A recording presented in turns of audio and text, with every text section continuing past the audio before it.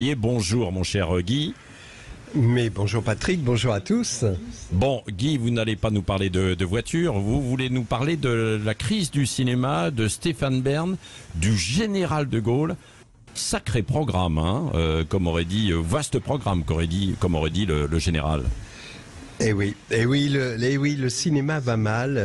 Je ne sais pas si vous avez entendu parler de ce désastre. Les chiffres de fréquentation sont effectivement désastreux. Cadmerade est venu à la radio expliquer que c'était dû probablement au prix de la place trop élevé. Et là, en homme de gauche, il a dit avec une émotion dans la voix, démontrant si besoin était qu'il est un grand acteur.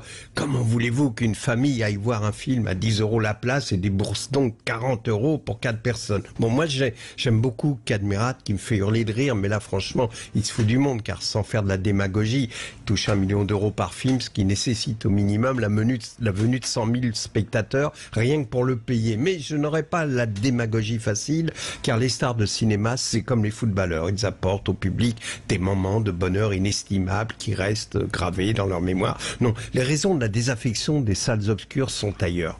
C'est sûr que 40 € pour voir des films français politiquement corrects avec les états d'âme de la fille de Vincent Lindon ou des comédies lourdingues dans lesquelles des beaufs racistes voient leur fille leur présenter un amoureux noir, c'est-à-dire le sketch que Muriel Robin faisait il y a 30 ans mais en pas drôle et en 1h30, ou alors le conflit des générations avec des seniors qui ne comprennent rien à la technologie, le père qui croit que Twitter est une barre chocolatée, c'est pas gagné. Mais la raison principale de la désaffection du cinéma, c'est le changement d'habitude. Je me souviens des samedis de mon enfance. Le ciné, c'était la sortie familiale du samedi soir. Ça sentait bon le samedi soir. Les gens se faisaient beau pour sortir. On s'habillait pour aller au ciné. Même dans le bus ou dans le métro le samedi soir, eh bien, on sentait comme un parfum de luxe. On allait sur les Champs-Élysées, on dînait à l'Hippopotamus et puis on allait au Balzac, au Biarritz ou à l'UGC, Georges V, enfin, dans des salles qui sentaient un mélange d'odeurs de velours et de bois verni des fauteuils. Et puis, ça commençait par les actualités pâtées, vous savez, avec ce coq qui s'égosillait. Ouais.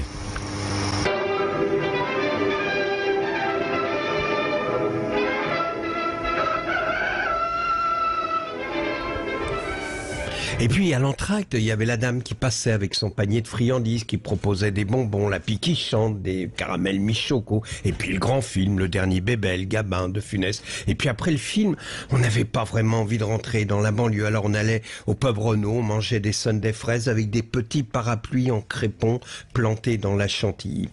Aujourd'hui, le samedi soir, le métro ne sent pas le luxe, ou alors il y a longtemps que vous n'avez pas pris la ligne 13. Aujourd'hui, on ne va plus au ciné le samedi soir, mais je sais que j'ai un espoir. Vous avez vu que Castex a été nommé PDG de la RATP. Et je suis sûr qu'avec lui, le métro va retrouver les parfums de luxe des samedis sur la ligne 13 et qu'on ira de nouveau sur les Champs-Élysées voir des films dans des salles avec, à l'entracte, des dames passeront avec leur panier de friandises. À propos de métro, je vous l'ai dit, on a appris qu'il était nommé PDG, Jean Castex, de la RATP. Je ne sais pas si vous vous souvenez, il y a quelques semaines, on avait vu cette photo de l'ex-premier ministre assis sur une espèce de même pas un fauteuil, un strapontin avec sa petite serviette. En fait, c'était un entretien d'embauche. On l'a compris maintenant. Enfin voilà, je pense que j'espère qu'il parviendra à nous faire retrouver les métros d'avant. Et pour finir, comme promis, quelques mots sur le général. Un journal des Hauts-de-Seine vient d'organiser un concours dont le premier prix consiste à passer une nuit dans la maison du général. Pas la boiserie, hein, non. Dans sa maison d'enfance à Lille, dans sa chambre de préado, avec au mur les posters de Sarah Bernard, qui furent la cause de ses premiers émois. Vous dormirez dans son lit de préado.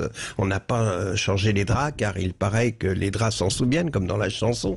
Et vous savez, on entend dire à tout propos, imagine-t-on le général de Gaulle faire ceci ou cela. Mais alors, imagine-t-on le général de Gaulle aller passer une nuit dans sa chambre d'enfant?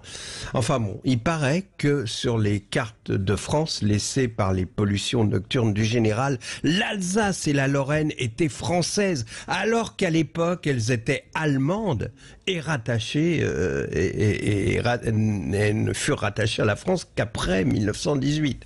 Enfin voilà, je vous laisse, je vous redonne une petite odeur des samedis soirs de notre enfance avec la dame qui passait avec son panier de friandises. Bonbon caramel, esquimau, chocolat, bonbon caramel.